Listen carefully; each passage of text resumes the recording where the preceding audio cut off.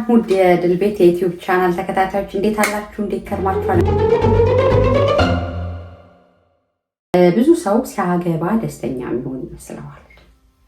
ብዙ ሰው በቃ ያችን ሊያገባት የጓጓትን ሴት ሲያገባ ፍጹም ደስተኛ የሚሆን ይመስለዋል።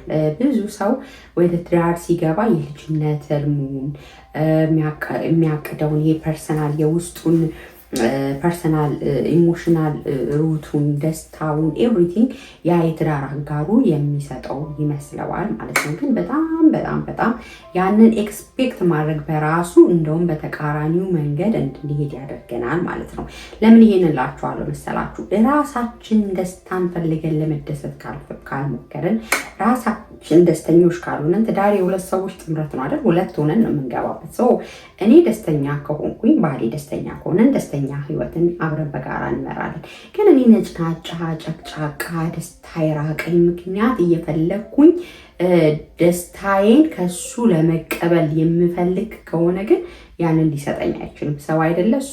በቃ የራሱ ስሜቶች አሉት፣ ሀሳቦች አሉት፣ ስትረሶች አሉት፣ የራሱ ሪስፖንሲቢሊቲዎች አሉት። ስለዚህ ከዛ ተደምሮ ነው የኔን ደስታ እንዲሰጠኝ የፈለኩት። እኔ ውስጥ የለማ። እኔ ራሴ መጀመሪያ ደስተኛ ለመሆን ፈቃደኛ አይደለሁም። እኔ ራሴ ደስተኛም አይደለሁም። ስለዚህ ደስታን እሱ ሊፈጥርልኝ ቢሞክር እንኳን እያናደደን ነው የሚሄደው። አንዳንድ ጊዜ አይታችሁ አታውቁም? በጣም በሚያስጠላ ስሜት ውስጥ ሆናችሁ፣ መሳቅ በማችሉበት ስሜት ውስጥ ሆናችሁ አንዳንድ ሰው ቀልድ ብሎ ሲሞክር ደማችሁ ነው የሚፈለው። ሰውዬው እኮ ቀልድ እያደረገ ነው። የእውነትም ፈር የሚያደርግ ነገር እየነገራችሁ ነው። አሁን ሰውዬው ጋር እኮ አይደለም ችግሩ። እናንተ ግን ውስጣችሁ ደስተኛ ስላልሆነ፣ እናንተ በሌላ ሀሳብ ተጠምዳችሁ ስላለ፣ ውስጣችሁ የሞላው ሌላ ነገር ስለሆነ እነሱ የሚሰጧችሁ የሚጨምሩላችሁ ነገር ከቀልድ ይልቅ ደማችሁን ያፈላል ማለት ነው። እንደዛ ይሆናል አንዳንዴ። በቃ ትዳር ውስጥ ምንድን ነው የምንጠብቀው? ምን ይዘን ነው እኛ የገባ ነው የሚለው ነገር በጣም ማተር ያደርጋል እንጂ ትዳር በራሱ ደስታን ብድግ አድርጎ ይሰጣል ብላችሁ ወጣቶች ያላገባችሁ ሰዎችም አትግቡ። ያገባችሁም ሰዎች በዚህ ሀሳብ ታግዙኛላችሁ ብዬ አስባለሁ። የምንካካደው ነገር አይደለም። ሞር ሪስፖንሲቢሊቲ ነው የምንጨምረው ትዳር ውስጥ ሞር ብዙ ከማናውቀው ሰው ጋር ማለትም አዳዲስ ባህሪዎች አብረን አላደግንም። ትዳር ፍቅር አብሮ ያገናኘን። ስለዚህ አዳዲስ ማንነቶችን እያየን አዳዲስ ባህሪዎችን እያየን እየተቻቻልን እየተሸካክምን የምንኖርበት ተጨማሪ ኃላፊነት የምንወስድበት ነው። ልጆች አሉ፣ ማህበራዊ ነገር አለ፣ ፋይናንሻል ነገር አለ። በጣም ብዙ ስትረስ ሊያደርጉን የሚችሉ ወይም ቀልባችንን ሊወስዱ የሚችሉ ብዙ ሸክሞችን ይዞ የሚመጣ ነገር ነው ትዳር። ስለዚህ እዛ ሸክም ውስጥ ያንን ሸክም ቀሊል አድርገን ተሸክመን ለመሄድ ሁለታችንም ፈቃደኞች ሆነን ደስተኞች ሆነን ካልገባን በስተቀር አንዱ አካል የራሱን ደስታ ዝግት አድርጎ ቆልፎበት በቃ ደስታ ሊሰጠኝ የሚችለው ባሌ ነው ብለን ብናስብ መኪና እንኳን ቢገዛልን፣ አበባ ቢደረድር፣ ሻማ ቢደረድር፣ እግራችንንም ቢያጥብ ምንም ቢያደርገን ደስተኛ አያደርገን። እንደውም ሞር ሪኩርመንታችን እየጨመረ ይሄዳል። በቃ ይላችሁ አታውቁም? አንዳንዴ በቃ ደስተኛ ማትሆን ሚስት ስታዩ ጎደላት። ምንድነው ባሏ ያደረገው? ምን ከዚህ በላይ ምን ይሆንላት? ጉግ ያደርጋል። እንግዲህ በዘመናችን ቋንቋ ትክክል ነው እያልኩ ላይሆን ይችላል። ፋይናንሻሊ ብዙ እንትን አለው። መንፈሳዊ ሰው ነው። ልጆቹ ቴኬር ያደርጋል፣ እሷን ቴኬር ያደርጋል። ምን አታ ነው የምትሉት ሰው አታውቁም? ወይም ደግሞ በተቃራኒ ወንዱ በቃ በጣም ራሷን የምትጠብቅ ኮከባ የምታረግ ባለሙያ ሴት፣ ልጆቿን ቴኬር የምታረግ ያለውን እሺ የምትል ራሷን ሰሚት ያደረገች ሴት ራሱ ገጥመው ደስተኛ መሆን የሚያቅተው ምርር ሲያደርግ በህይወት ላይ የምትሰሙት ሰው የለም። ለምን እንደሆነ ታውቃላችሁ? ደስታው ከሱ ስላልጀመረ ነው። ያ ሰው የሚያደርገው ነገር ተገቢ አይደለም እያልኩ አይደለም። ስንኖር ሪስፖንሲቢሊቲቻችንን ኃላፊነቶቻችንን በደስታ መወጣት ቆንጆ ነው።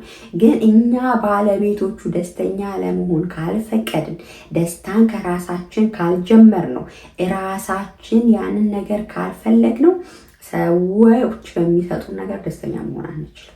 ይሄ በጣም በቃ ብዙ ትዳር ውስጥ ችግር እያመጣ ያለው እኔ ምን ልሁንላት ከዚህ በላይ እኔ ምን ልሁንላት ከዚህ በላይ የሚባባል ሰው ይበዛል ማለት ነው። እንደውም ለማስደሰት በሚካሄደው ነገር እጭ በቃ እሱ እንትነው አለ እጭ እሷ ደግሞ በቃ እስከመባባል የሚደረስበት ሁኔታ አለ።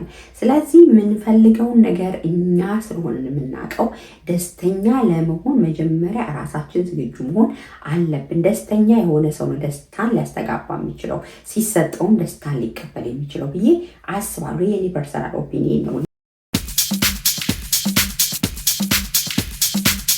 ሁለቱም አካላት ለየራሳቸው የጸባይ ሪፍሌክት ለሚያደርጉት ስሜታቸው ለጸባያቸው ራሳቸው ሪስፖንሲቢሊቲ ከወሰዱ ራሳቸው ባለቤትነት ከወሰዱ እኔ ደስተኛ እሆናለሁ። በቃ እኔ ካልም ሰው ነኝ፣ እኔ ደስተኛ ነኝ፣ እኔ ተረጋጋው ነው ብለው ራሳቸው ያንን ቾይስ ካደረጉ ከዛ በኋላ አንዱን ሊያስደስት በሚጥረው ነገር ይሳካል ያለምንም ጥርጥር ማለት ነው። ካለዛ ግን አንዱ ሰው የራሱን ነገር ዘግቶ እጁን አጣጥፎ በቃ እሱ ነው ሁሉን ነገር የሚያደርግልኝ፣ ከሱ ነው ደስታ የሚመነጨው።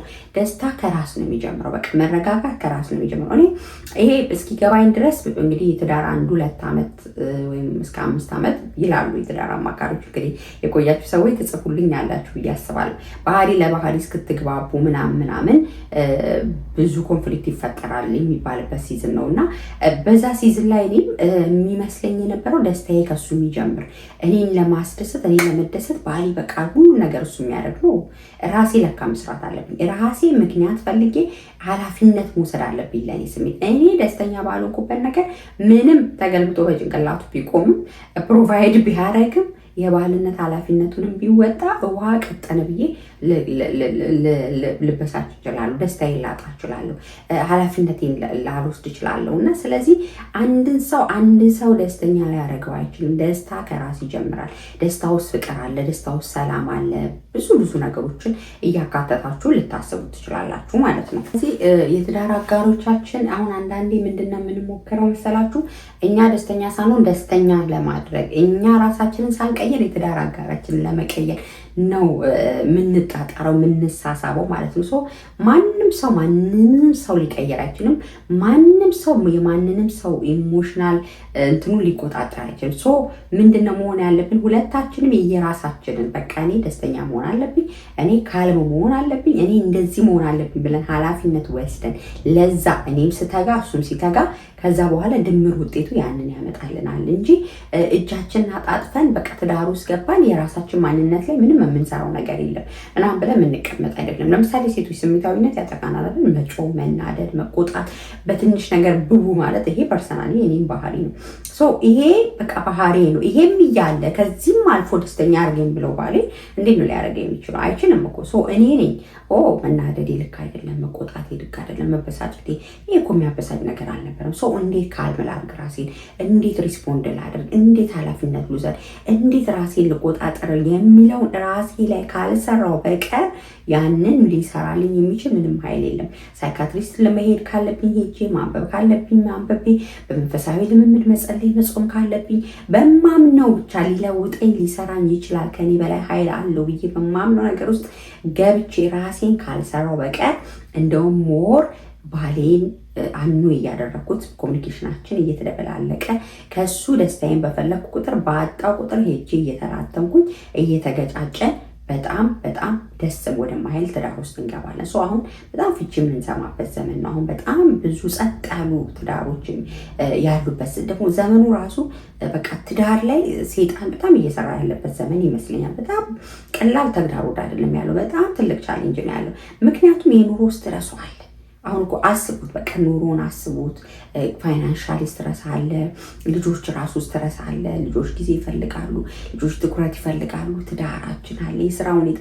እነዚህ ነገሮች ሁሉ ተሸክመን አንዳችን የአንዳችንን ሸክም ተረዳተን ደስተኛ ለመሆን ፈቃደኞች ካልሆንን በስተቀር እዚህ ነገር ውስጥ ብዙ ደስታችን ሊነጥቁ የሚችሉ ነገሮች አሉ። ስለዚህ እጃችንን አጣጥፈን በቃ እሱ ባሌ ነው ያስደስተኝ ይገባል፣ ሚስቴና ልታስደስተኝ ይገባል፣ ለእኔ ኢሞሽናል ማንነት እሱ ብቻ ነው ተጠያቂ፣ እሷ ብቻ ናት የምንለው ታሪክ የለም። ራሳችን ኃላፊነት ልንወስድ ይገባል። አሁን እንትን ነው የምንሄደው። አንዳንድ ጊዜ የራሳችንን አናይም። እኛ እሱን ለመቀየር ሴቶች ባሎችን ለመቀየር እንሮጣለን፣ ባሎች ሚስቶችን ለመቀየር እንሮጣለን። ራሳችንን ለመቀየር አንጥርም። ግን የሚሳካልን ብንጥር ራሳችንን መቀየር ላይ ብናተኩር በጣም ይሳካልናል ብዬ አስባለሁ፣ ከየትኛውም ነገር በላይ ማለት ነው። ስለዚህ ለየትኛውም ኃላፊነታችን ለየራሳችን ተጋባን ማለት አንድ አካልን አንድ ስጋልን ማለት የሁሉ ስሜታችን የሁሉ ኢሞሽናል ይሄ መውጣትና ማውረድ ሁሉን ነገር እርጉሌ ሊያደርግልን የሚችል ያኛው ሰው ነው ማለት አይደለም። ራሳችን እንስሶች ስላልሆነ ትልልቅ ሰዎች ስለሆነ አደልት ስለሆነ ማቹርድ ስለሆነ መቼም ከ18 ዓመት በታች ሆነን አላገባንም። ስለዚህ ከራሳችንን በደንብ የምናውቅ ራሳችንን ልንመክር ራሳችንን ልንቀጣ ልንገጽጽ የምንችለው ሙሉ ስልጣን ያለን መጀመሪያ ራሳችን ላይ ስለሆነ ራሳችንን እንስራ። እኛ ከተቀየርን ያኛውን ሰው ራሱ ተግባራችን ራሱ ምልልሳችን ራሱ ንግግራችን ይቀይረዋል። አሁን አንዳንድ ጊዜ አይታችኋል፣ ጮኸን የምንናገር በቃ ማይሆን ከሰላንታ የምንሰጥ አይነት ሰዎች ነው እና እነሱም በዛ መልክ የሰጠናቸው መልሰው ሲሰጡን ለምን እንዲጮካ ተናገርከኝ አካኪ ዘራፍ እንላለን። ሴቶችም ወንዶቹም እንደዛው ማለት ነው። ግን ደግሞ ይሄ ጮ መስራት፣ መናደድ፣ ስሜታችንን አለመቆጣጠር እነዚህ ፐርሰናል የራሳችን ባህሪ ናቸው። እሱ ላይ ራሳችንን ሰርተን እየተለወጥን ስንመጣ ኮንፍሊክቱም እየቀነሰ ይመጣል። እሱ ጮሆ ሲናገር እኔ ዝም ማለት እየለመድኩ ይመጣሉ። እሱ በጣም በትንሽ በትልቁ ሲቆጣ እኔ ከዛ ነገር ካልም ሲሆን ዝም ማለትን እየለመድኩ እመጣለሁ። ምክንያቱም ራሴ ላይ እየሰራው ስለሆነ። ካልሆነ ግን በቃ እኔም ብዬ ከዛ እሱ መናደዱ ላስተው ብዬ ስንሞክር ጭራሽ ተያይዘን ነው የምንጠፋውና ስለዚህ ትዳር ውስጥ ያልገባችሁ እህቶችም ያልገባችሁ ወንድሞችም ከሆነ ይሄን ቪዲዮ እየሰማችሁ ያላችሁት ትዳራችን ደስታን አይሰጠንም። ትዳራችን ውስጥ ደስታን ይዘን መግባት የኛ ኃላፊነት ነው። አንዳችንን ለማስደሰት ሙሉ ኃላፊነት የምንወስደው ሳይሆን ራሳችን ደስተኛ ሆነን ደስታን ከራሳችን ጀምሮ ኢሞሽናችንን ራሳችን ሬጉሌት አድርገን ከዛ በኋላ የተስተካከለ ኢሞሽንን አጋብተን አንዳችን ከአንዳችን የተቀባበልን የተመጋገበን የምንኖረው እንጂ እኛ ዜሮ ሆነ ምንም ራሳችንን ቻርጅ ሳናደርግ ምንም ራሳችን ላይ ሳንሰራ ያ ሰው ይቀይረናል ወይም ደግሞ ራሳችን ምንም ሳንሰራ ያንን ሰው እቀይራለሁ ብሎ ትንቅንቅ ውስጥ መግባት ምንም ፍሬ የሚያፈራ ነገር የለም። ለዛም ነው አሁን ላይ በጣም ብዙ ኮንፍሊክት እየተፈጠረ ያለው፣ በጣም የቀዘቀዘ ትዳር እየሰማን ያለ ነው። የእኔ ኃላፊነት ምንድን ነው የሚለውን ስለማንወስድ ማለት ነው እዛ ውስጥ ማለት ነው። እና ስለዚህ ኃላፊነታችንን መውሰድ ሪስፖንሲቢሊቲያችንን ማወቅ እንደ ሚስት እኔ ጋር ምንድን ነው የቀረው ምንድነው ትሪገር እያደረገኝ ያስቆጣኛሉ? እንደ ባል እኔ ጋር ምንድነው የቀረው? ሰው እንዴት አድርገን እንፍታው? የእኔ ለዚህ ነገር ኮንትሪቢሽን ምንድን ነው? እኔ ምን ማድረግ ይችላሉ? አሁን ብዙ ጊዜ ብዙዎቻችን የምናደርገው አንተ እንዲህ ስላላልክ አንቺስ እንዲህ ስላላል እርስ በርስ ነው። እኔስ የኔ ስሜት እኔ እንዴት ነው ራሴን ሬጉሌት ላደርግ የምችለው ብለን ወደ ራስ ካላየን ወደዛኛው ሰው ጣት ምንጠቁም ከሆነ ምንም መፍትሄ ልናገኝ አንችልም። እና ደስታም ሳቲስፋክሽንም የትኛውን ፖዘቲቭ ኢነርጂ ከራስ ይጀምራል። ራሳችንን መሙላት አለብን። ራሳችንን ማነቃቃት እንችላለን። ባዶ ብርጭቆ ከሆነ መስጠት አንችልም፣ መቀበል ብቻ ይሆናል። ተቀብለን ደግሞ መልሰን መስጠት ላንችል እንችላለን። እና ስለዚህ ከራሳችን እንጀምር የሚለው የእኛን ሪያክሽን ነው ልንቆጣጠር የምንችለው፣ የእኛ ስሜት ነው ልንቆጣጠር የምንችለው፣ የእኛን ፍላጎት ልንቆጣጠር የምንችለው እንጂ የዛኛውን አካል ስላልሆነ ማለት ነው። ትዳር ፕሮሰስ ነው። እየተማርን ፎርጊቭ እየተደራረግን ከትናንት ስህተታችን ዛሬ እየተማርን እየበሰልን ሞር በኖርን በተቀራረብን ቁጥር አንዳችን ከአንዳችን ባህሪ እየተናበብን የምንሄደው ከራስ ይጀምራል። ደስታ ለራሳችን ስሜት ሪስፖንሲቢሊቲ ነን ማለት ለሌላ ሰው አንጨነቅም ማለት አይደለም። ግን ለምሳሌ ራሴን ስሜቴን ከተቆጣጠርኩ ራሴን ከገዛው ለሌላም ሰው ኮንቨርተብል ነው መሆኑ። ብዙ ጊዜ ራሳችን መግዛት አቅቶ ነው እንዲገዙልን የምንፈልገው። ራሳችን ያልሆነውን የሌለንን ፐርሰናሊቲ ነው ከትዳር አጋሮቻችን የምንፈልገው እና ፈርስት ራሳችን ላይ እንስራ፣ ራሳችን ላይ እናተኩር፣ ራሳችንን እንቀይር። ራሳችን ነጭናጫ ጨቅጫቃ የሚሰጠን ኃላፊነት ማንወጣ ሆነን ግን በእጥፍ እንዲሰጠን እንዴት እንጠብቃለን? ራሳችን ላይ እናተኩር፣ ራሳችን ላይ እንስራ። ራሱ ላይ የሰራ ራሱ ላይ ያተኮረ ሰው ፋይናሊ ሰክሰስፉል መሆን ይችላል ብዬ አምናለሁ እና ስለዚህ የትዳር አጋራችንን ለመቀየር ከመሮጣችን በፊት ራሳችን ላይ ብንሰራ ሞር ውጤታማ ነው። ራሳችን ላይ እንዴት እንስራ ካላችሁኝ ደግሞ እናንብብ፣ እንጸልይ። በጣም መንፈሳዊ ህይወታችንን ኃይልን የሚሰጥ እሱ ስለሆነ ትዳር ውስጥ በጣም ብዙ ሸክሞች አሉ።